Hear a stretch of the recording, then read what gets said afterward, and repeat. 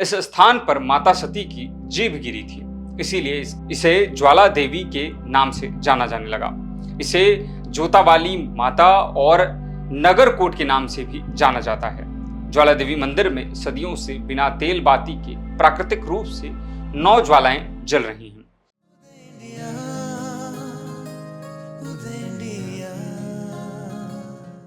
ओम ज्वाला रूपिण्ये विद्महे जगत भक्षिण्ये धीमहि तन्नो ज्वाला प्रचोदयात्। नमस्कार, उदय इंडिया डिजिटल में आपका स्वागत है। मैं हूं सात्विक उपाध्याय। उदय इंडिया की ओर से लगातार भारत के मंदिरों के अनोखे रहस्य, कहानियों, महान व्यक्तित्व के बारे में बताया गया है। ऐसे में आज हम बात करेंगे मां आदिशक्ति के एक खास रूप के बारे में। जी हाँ, हम बात कर रहे हैं आदिशक्ति मां ज्वाला देवी के बारे में। मां ज्वाला देवी मंदिर मां दुर्गा के 51 शक्ति पीठों में से एक है।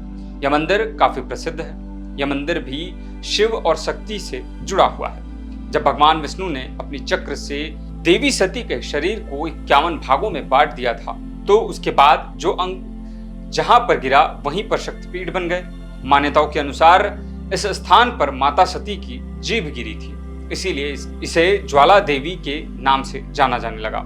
इसे जोतावाली माता और नगरकोट के नाम से भी जाना जाता है। ज्वाला देवी मंदिर में सदियों से बिना तेल बाती के प्राकृतिक रूप से 9 ज्वालाएं जल रही हैं। 9 ज्वालाओं में प्रमुख ज्वाला जो चांदी के जाला के बीच में है, उसे महालाकी कहते हैं। बाकी 8 अन्नपूर्णा, चंडी, हिंगलाज, विंध्यवासिनी, महालक्ष्मी, सरस्वती, अंबिका और अंजी देवी के नाम से जानी जाती हैं और वो ज्वाला मंदिर में निवास करती हैं। ज्वाला देवी मंदिर से संबंधित एक धार्मिक कथा के अनुसार भक्त गोरखनाथ यहाँ माता की आराधना किया करते थे।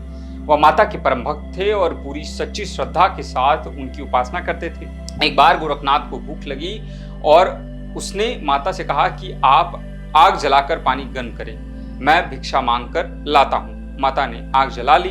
बहुत समय बीत गया लेकिन गोरखनाथ भिक्षा लेकर वापस नहीं पहुंचे। कहा जाता है कि तभी से माता अग्नि जलाकर गोरखनाथ की प्रतीक्षा कर रही हैं। ऐसी मान्यता है कि सतयुग आने पर ही गोरखनाथ लौटकर आएंगे। तब तक यह ज्वाला इसी तरह जलती रहेगी। ज्वाला देवी शक्तिपीठ के पास माता ज्वाला के अलावा एक अन्य चमत्कार कुंड है, जिसे गोरख डिब्बी के नाम से जाना जाता है। जहां कुंड के पास आकर आपको ऐसा लगेगा कि कुंड की पानी बहुत गर्म खौलता हुआ है, लेकिन जब आप पानी को स्पर्श करेंगे तो आपको ऐसा प्रतीत होगा कि कुंड का पानी ठंडा है।